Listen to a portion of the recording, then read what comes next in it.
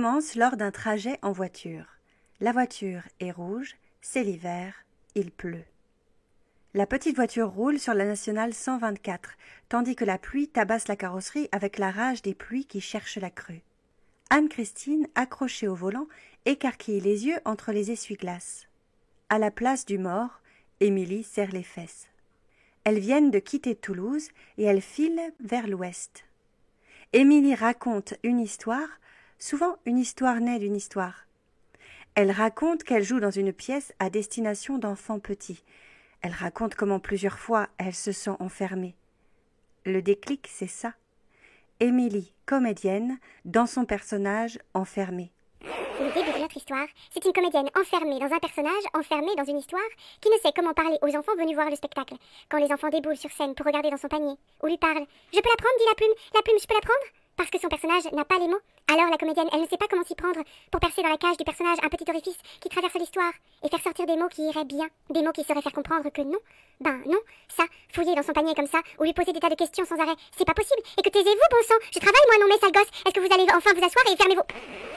Bref, cette histoire-là occasionne une espèce de réaction électrico-chimique entre les neurones de la rate et du cervelet sous le crâne d'Anne-Christine, qui reste en troisième à cause du risque d'aquaplaning. Tel est l'instant T du déclic qui se formule à peu près en ces termes dans les boudins de deux cerveaux. Et si on écrivait une pièce qui amène les enfants à sentir de l'intérieur ce que c'est que devenir spectateur?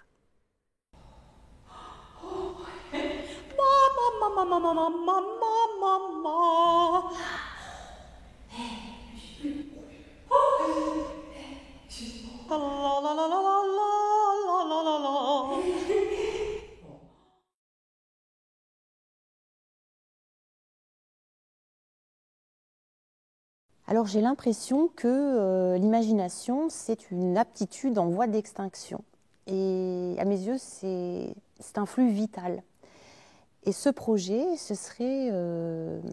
l'idée, ça serait de faire éprouver aux enfants le fait qu'une pièce de théâtre, c'est une machine à fictionner.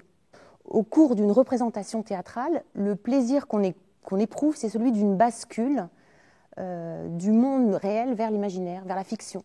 C'est seulement vers l'âge de 7 ans que les enfants sont capables de faire cette distinction entre le réel et l'imaginaire. Et avant, en fait, il y a une sorte de zone d'incertitude que je trouve absolument délicieuse. D'autres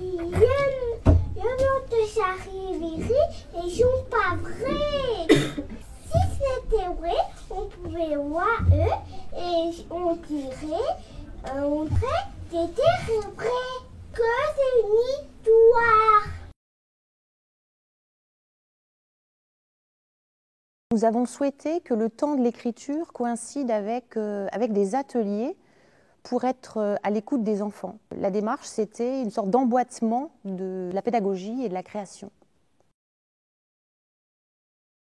Il y a plusieurs points d'articulation entre la fiction et le récit. Donc, bien sûr, l'avènement, le surgissement d'un monde, la présence des personnages est essentielle puisque ce sont eux qui vont accompagner et guider les enfants à l'intérieur du monde. Et puis, la force d'un récit. Un récit qui soit comme en soubassement une sorte de cosmogonie du théâtre. Le récit convoque la féerie pour faire éprouver aux enfants la spécificité du théâtre et de ses codes. L'histoire, c'est celle d'un lieu, le théâtre, et c'est dans ce lieu que va se passer une rencontre, la rencontre entre les enfants qui viennent du monde réel et des personnages qui trimballent avec eux tout un monde. Ce monde, quand le théâtre est vide, il est comme endormi, et c'est au contact du public qui va se réveiller et se déployer. Il n'y a pas de planète. Et les arbres sont en l'envers.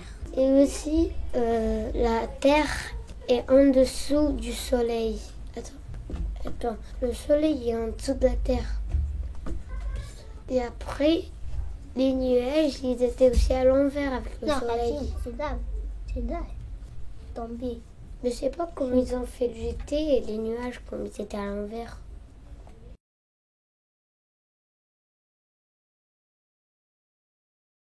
En fait, ils ont surgi pendant une résidence c'est un mot en fait qui est arrivé, le mot charivari, qui a donné le titre à la pièce. Et en même temps, ce mot, il a aussi, ce mot porte en lui l'univers qu'on souhaite déployer, et il a donné son nom au personnage, si bien que les personnages portent le nom de leur fonction, qui est de faire, donc Chari et Véry, qui est de faire basculer les enfants du réel vers l'imaginaire. Il était une fois un monde dans lequel un ballet n'est pas un ballet. Ça ressemble à chez nous, mais en un peu plus et un peu moins. Parfois, on rencontre un arbre la tête en bas, racines vers le ciel. Guili, guili, guili, guili, elles font les racines sous les aisselles du ciel. Alors le ciel rigole, il se secoue tellement qu'il se décroche. Il tombe à califourchon sur la terre. Aïe! Ça, c'est le cri de la terre. Un ciel qui te tombe dessus, avec ses nuages, ses rêves, ses dieux à la fête des éclairs, c'est lourd.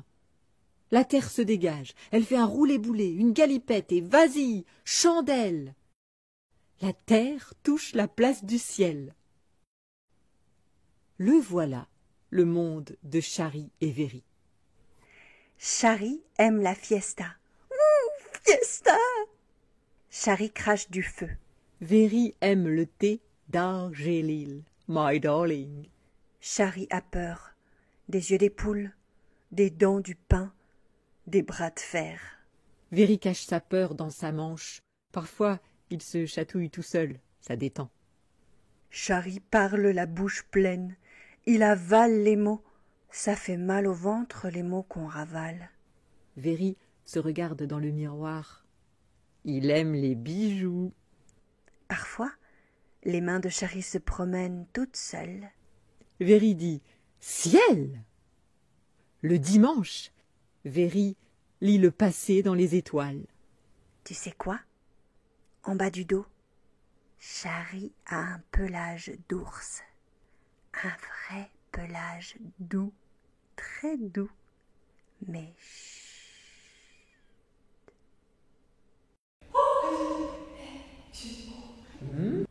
Alors, quelques mots sur nos principes de mise en scène et de scénographie. Tout notre enjeu va être de créer une vraie magie de l'apparition. Du théâtre nu pris dans sa gangue de réalité va surgir presque de rien un monde imaginaire, grâce au son, à la lumière, au décor. Le spectacle débute dans l'espace du public et petit à petit les personnages cheminent vers la scène, trimballant chacun avec eux un élément du spectaculaire. Véry, ça sera le son, et Chari, la lumière. Alors pour vous donner quelques pistes scénographiques, on a pensé travailler sur le principe du pop-up. Le pop-up, ce sont donc ces livres pour enfants, la plupart du temps, qui s'ouvrent et qui dévoilent tout un univers en 3D. Et donc justement, ce principe du pop-up va nous permettre de faire surgir des images, de passer du 2D à la 3D, d'avoir des dévoilements à plusieurs tiroirs, de jouer sur les questions de perspective et sur les questions d'échelle. Et alors pour cette recherche, on a proposé à Mélusine Thierry de nous accompagner à la fois sur le procédé du pop-up, mais aussi sur la création lumière. Mélusine, elle est plasticienne, elle travaille le papier, vidéaste et créatrice lumière. La mise en scène, nous allons l'assurer toutes les deux, Chloé et moi, en collaboration technique avec la scénographe. Et nous accompagnera également Pierre Déot, qui est comédien, circassien, et qui nous donnera son regard, et plus particulièrement sur la direction d'acteurs. Voilà pour l'équipe. Maintenant, nous allons vous demander un petit travail d'imagination. Le spectacle va bientôt commencer et les services sont allumés.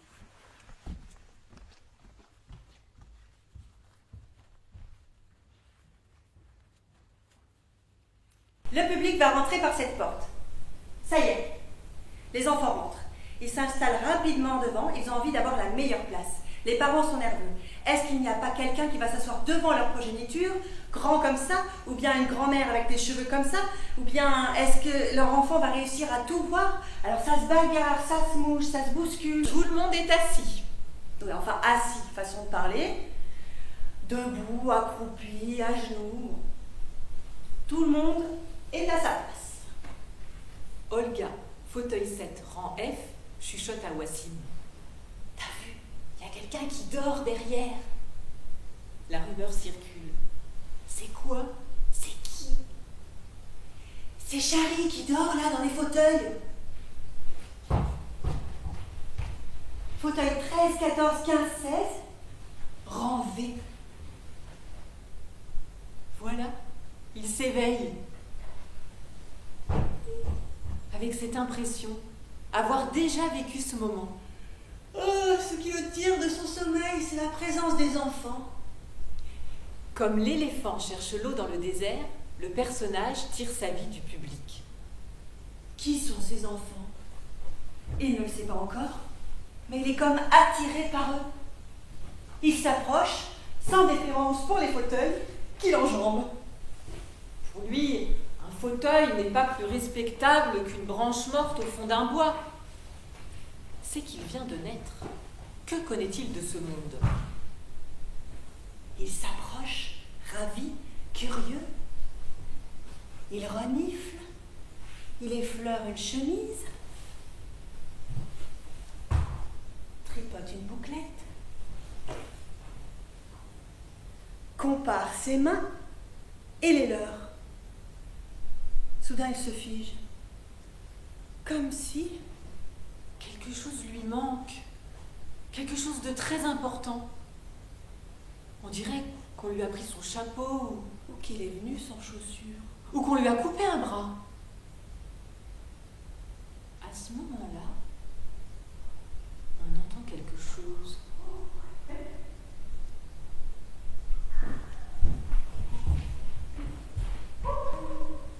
Vraiment, si on tend l'oreille, on entend comme une chanson. Chari avance, aimanté. cette voix, cette chanson, ça lui dit quelque chose. Fauteuil 10, rang K, il dégote. Une théière.